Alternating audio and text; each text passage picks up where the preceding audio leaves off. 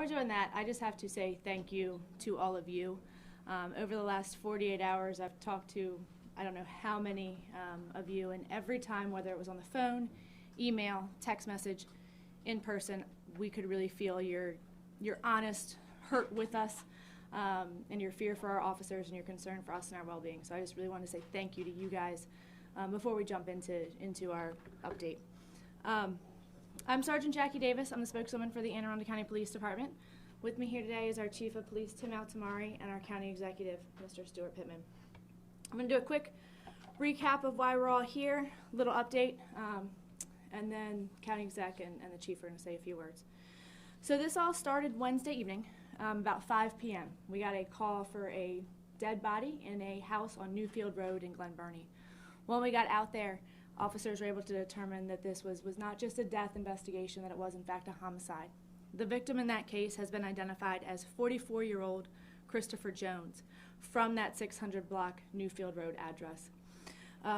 During detectives' investigation, they determined that Mr. Jones's vehicle was missing. They asked for help from our fugitive apprehension team and other specialized units in locating that vehicle. About 11 o'clock that same night, those detectives did locate that vehicle. They located it in Baltimore City, right on the county line. If you're familiar with our county at all, it's the Fort Smallwood-Pennington Road corridor right on the east side of the county by the Beltway. So they attempted to initiate a traffic stop on that vehicle. That's when Detective Scott Ballard was shot. Detective Ballard broke off of the pursuit, was able to get medical attention. He is currently, thankfully, at an area hospital under some of the best medical care in the world, and he is recovering slowly but surely. Detective Ian Priest, after just seeing his partner get shot, stayed in that pursuit. He was ultimately shot a short distance and a short time later.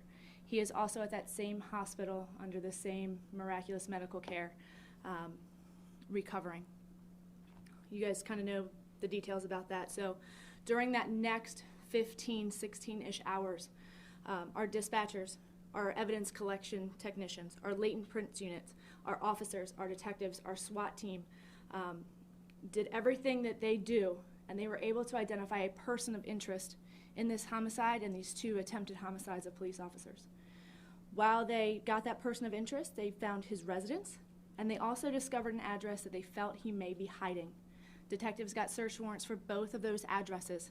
They were in the 1300 block of Riverbank Court and the 7700 block of Middlegate Court. Our SWAT team executed the search warrant on Riverbank Court, and simultaneously our state police partners executed the search warrant on Middlegate Court. Seconds after our SWAT team breached the door of Riverbank Court, our person of interest was peacefully taken into custody. He has been identified as 22-year-old Joseph Robert Mitchell Willis, and he's of that 7700 block Middlegate Court address. Also in that Riverbank Court address, they found 21-year-old Sean Taylor and 23-year-old Zachary Taylor. They also discovered approximately $15,000 worth of CDS, suspected heroin and fentanyl, suspected LSD, suspected cocaine, and marijuana. All three were taken into custody at that address. At the Middlegate Court address, state police discovered a small marijuana grow operation and a small amount of heroin fentanyl mix. Michelle Fisher, a 42-year-old, was taken into custody at that address. This would not have been possible without the support of our community members. We were in their area very heavy and making their lives kind of hard for those 16 hours, just not being able to get in and out as quickly as they wanted to, and knocking on their doors, asking questions. So without their support, I don't know if we would be here today being able to say that this man is in custody. And with that, I'm going to turn it over to our chief. Thank you, Sergeant Davis. Good afternoon, folks. Thank you for coming out. I got up and walked in here without my glasses, so all I'm seeing is a blur. I'll make it through it. You sure? Yeah, I'll make it through it. So if I look at you like you have three heads, that's what I'm doing. We got a lot of thank yous to say today. I'll ask you to bear with me as I do it. The first one I want to talk about is to Miss Faith at Chesapeake Middle School. Miss Faith, we got your letter. We feel the same way about you and we'll keep working hard to keep you safe. Your letter's going to go to the 2 detectives in a little bit. Anne Arundel, we love you too. The last 24, 36 hours, we've seen so many illustrations of our relationship with the community bearing fruit. It isn't by accident. We work hard at it. But Anne Arundel County, we felt it. We felt how much you love us. We love you back. To the Stony Beach and Riviera Beach communities, thank you for putting up with us. I know it was tough. I know we affected your comfort level for the last couple days. What we've gotten back from you sets a standard for the world to follow. We have gotten back no negativity for how hard we had to work on it, and we appreciate that greatly. To Dr. Arlotto at our school system, thank you for trusting me. It made it so much easier at 5 o'clock yesterday morning for us to do our jobs, knowing that he was going to shut down the schools in the area to keep people safer, keep more people off the streets, and let us concentrate our job. I appreciate it greatly. And it ended up being a 2-minute conversation, which I appreciate even more greatly. To our elected officials, and I've heard from a bunch of you in the last 48 hours, thank you for caring. We feel it. We feel the same way back, and we appreciate you sending the messages. To law enforcement in the whole region, throughout Maryland, the District, Virginia, and Pennsylvania, thank you for having our back. We appreciate all the offers of help we got. I knew kind of what trail we were on. I wasn't saying I don't need anything because I don't want the help. I thought we could get it done, and we did, so I appreciate you being there for the next steps, in which I would have needed a lot of help. To the State's Attorney's Office, thank you for the guidance. Thank you, State's Attorney Leitis, for the feedback, for the advice. We appreciate it greatly. As usual, I have absolute faith that this is a case that's going to stand the test of the courts and see justice done. The State's Attorney's Office is huge in that and helped us greatly. We're going to talk about charges. You guys are going to have questions about charges in a little bit. You'll notice that we have not charged for the shooting of Detective Ballard yet. That shooting was right on the line. It took a lot of work to figure out the jurisdictional what's and where's and what do we have to do's of that. You will see more charges forthcoming in that incident. We're going to work with our partners up in Baltimore City to make that happen. Last night it was important for us to get the foundation set to protect the community, and more to come on that in the near future. I'm going to get personal for a minute, if I may. It's been a tough 6 or 7 years to be a cop in the United States of America. I am so supremely proud of the police department I'm privileged to lead. The last 36 hours was a case study in how it's supposed to go. Cops are the good guys. We will do right. And when we have somebody do wrong, we will get rid of them. We don't need to be forced to do it. This is a case study in who cops are, ladies and gentlemen. It means a lot to me. There was a lot of feedback out there about what would have happened if this was somebody else, what would have happened if somebody looked different. My cops don't care what you look like. They're there to keep people safe, and they're going to do the same professional job for everybody. I'm going to close by saying this because it's still in my personal wheelhouse. I have a message to our lawmakers. You've spent a lot of time the last 4 years trying to protect people from cops. Help the cops protect people from bad guys, please. We need help. I'll close, and I'll ask Mr. Pittman to step to the podium to make his comments, and then we can take questions. Sorry, sir.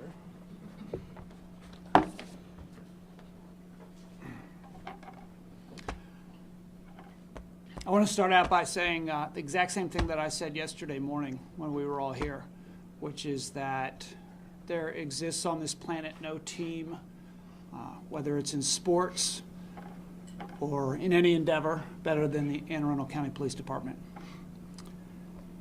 That's what gave me the confidence to say yesterday that this shooter would be removed from our communities soon. And once again, that confidence was well placed. I want to say thank you to the residents who kept kids home from school, cooperated with our police officers in your neighborhood yesterday.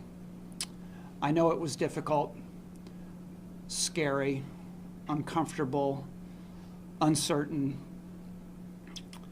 Please reach out for help if you need it. Our crisis response teams are the best in the business, and they want to help you with whatever emotions and feelings and difficulties you're going through still. I believe I speak for everyone in Anne Arundel County when I say, don't mess with our cops. When you attack our police officers, you are attacking the heart of our communities, the people who serve us, the people who protect us. Our police officers are kind. They're respectful. They're trained to treat all of us with compassion and respect, and they do. All of us. It's what they learn at our training academy, and it's what they learn in their in-service training every single year that they serve. Our local newspaper, the Capital Gazette, said it best this morning in their editorial. They said, "We forget that these men and women are doing things that most of us would not do. Stop a car when the driver may be armed and desperate. Chase a man after he has just shot your partner. Serve a protective order on someone deemed too unbalanced to have guns. Or run into a building or a newsroom where a gunman has killed 5 people and is still waiting inside." We have seen before the courage and dedication these officers bring to the job, and we witnessed it again this week. End of quote. And finally, I want to share what I intend to say this afternoon when I visit Detective Scott Ballard and Detective Ian Priest, which is thank you. Thank you for doing your jobs. Thank you for protecting us.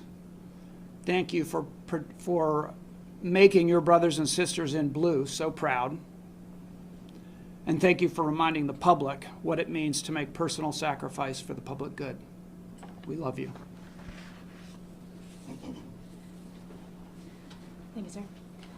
I know you probably have a lot of questions about what led us to this person of interest and that kind of stuff, and we're going to be extremely vague right now while this is so new and while additional charges are pending. But we will take a couple questions. Chief, could you talk to us about the injured officers, please, and let us know how they're doing, what some of the challenges medically you could share with us about how things stand. Okay, I got to be oblique because I promised both of them I wouldn't put their personal business on the street too much. They're seriously injured. I would say the other night we thought we were going to lose one of them for a while. And today's full of pain. Today's a bad day for our guys. County exec and I actually have put off our visit because it was a bad morning. So I'm still worried, but they're in the best place on earth when you get hurt. That facility, shock trauma, has never let us down. I don't anticipate it letting us down now. The guys are torn up, and the cops they work with are torn up over it. So I appreciate you caring and asking, sir. That was a great question. Chief, I know it's sensitive, it's tough, but help us understand the dynamic of where this guy ran to and what you know about that. Is it harboring or? Really good question. So there was harboring going on. Absolutely, there was harboring. The reason that we did things the way we did, there's an acronym in police work called LIE: locate, isolate, evaluate. Okay, so we knew that we had something localized, right? We knew that shooter was in that community, because the only way he could have gotten out was through the water, and the DNR boat was there so quick, we didn't think he could have made it any distance. So we thought all day long we were going to find him in the community. As Sergeant Davis alluded to, the detectives did phenomenal police work putting the puzzle pieces together quickly. When you start to look at the patterns after a while of doing investigations, we saw the patterns that we need to see to give us that feeling that we're on the scent. And between the investigators doing it, the cops making it uncomfortable outside for the shooter, the system worked exactly as it was supposed to. And then our SWAT team and the state team from State Police showed the world yet again what pros they are by doing it right. We heard some conjecture about loud booms yesterday. We make loud booms sometimes. Did I answer your question okay? Well, you had the police force in toto, actually, didn't you? It ate up so much of us, we were trying to figure out how we were going to continue the efforts into the next day and night, because I was exhausting people and running out of extra bodies. So that the offers of extra jurisdictional help would have actually been very necessary in the next 6 to 8 to 12 hours. The gun that was involved in the police shootings, has that been recovered? We have the gun, and I'm going to be oblique about answering more questions about it, because we have to make this thing defense attorney proof for court. So, Chief, Can you talk about Willis's warrant that he had in November, and should he have been in jail, and who's responsible for that? Well, obviously, if he has a warrant, I'd like to see him in jail, yeah. If you look at the backlogs of criminal warrants in this state, I think the numbers would scare you to death. I think we're over 10,000 just for Anne Arundel County. As cops can find people, they're going to lock them up. Would I like to see this guy locked up so that he didn't kill a man 2 days ago and shoot my cops? Absolutely. But the sheer volume is we're not going to catch everybody, and I'm not going to talk about preliminary responsibilities and stuff like that, because I'd be disrespecting my partners, and I think they do a great job, and our cops help them do it. If every day is a balance between a free society and catching threats, America 200 and some years ago decided that the free society was more important than security in the way that police are allowed to act. I think backlogs with criminal arrest warrants are a natural side effect of that, and we wouldn't want it the other way. Did I answer your question okay? Chief, we read the charging documents. You just mentioned the word harboring. Was there a key moment, for instance, a tip or somebody directing you to a house, and could you please describe the harboring as best you can? Well, we're still putting stuff together for potential charges on harboring type offenses. I think it was known where the gentleman was laying his head, what had happened, and the threat that he presented to the community. I think the folks in that house should have come forward and made it easier for us. And absolutely, it's in our interest, and we want to make sure that they're held accountable in the criminal justice system for that. Got some homework to do, I think, there first to make it suitable for court. So these are people who are under investigation but so far not charged. Is that accurate? So I think we've charged 3 or 4 people with different stuff. I don't think we've charged the harboring yet, and I'm looking in the back to see if I get a nod to make sure. Correct. So I'm correct, sir. Could you characterize, please, this interaction that happened at the Rural Farms? It's unclear from reading charging documents, statements so far. Was your officer outside the vehicle when this occurred? Was he shot at while he's still in his vehicle? And were the people responding immediately so that police could go? Help us understand some of the dynamics that were going on in those split seconds. Okay, so I can't give you a lot of details. There was a team trying to stop the car to find out who was in it, because the person driving that car was the best suspect we had in the homicide, if that makes sense. Now, there could have been a whole range of eventualities that resulted after that if we didn't have the right person. We see drugs exchanged for cars all the time. It could have been any of that stuff, right? But at the end of the day, the gentleman decided to do what he did.